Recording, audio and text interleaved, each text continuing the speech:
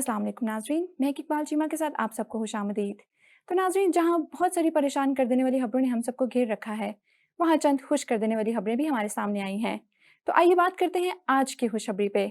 Financial action task force, जिसका नाम आप सबने सुना ही हुआ है, ये एक ऐसी ग्लोबल बॉडी है जो कि मनी लॉन्ड्रिंग और टेरर फाइनेंसिंग के खिलाफ काम करती है।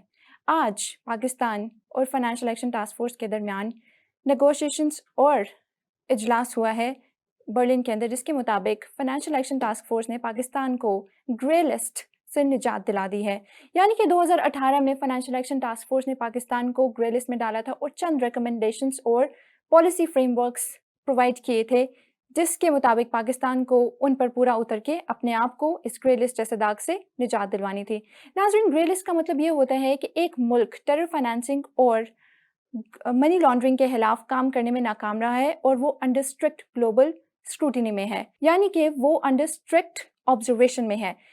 इसका मतलब ये है कि एक मुल्क की इंटरनेशनल रेपुटेशन मुकम्मल तौर पे डिस्ट्रॉय हो गई है, क्योंकि वो मुल्क अपने अपने सिटीजन्स के लिए उनके लिए सिक्योरिटी प्रोवाइड करने में नाकाम रहा है। तो नाज़रीन, ये तमाम तर पाकिस्तानियों के लिए बहुत ही खुशखबरी की बात है कि पाकिस्तान आज ग्रे लिस्ट जैसे दाग से बरी हो गया है। पाकिस्तान को ग्रे लिस्ट से निजात हासिल करने के लिए 3 मुल्कों के वोट्स की ज़रूरत थी, जिसमें टर्की, मलेशिया और चाइना आते हैं। हम उनके भी शुक्रगुजार हैं कि उन्होंने पाकिस्तान को ट्रस्ट किया और पाकिस्तान की खोई हुई रेपुटेशन वापस दिलाने में पाकिस्तान का साथ दिया। इसी के साथ देखते रहिए इन्फो न्यूज़ नेटवर्क। हमें दीजिए इजाज़त। अल्लाह हाफ़िज़।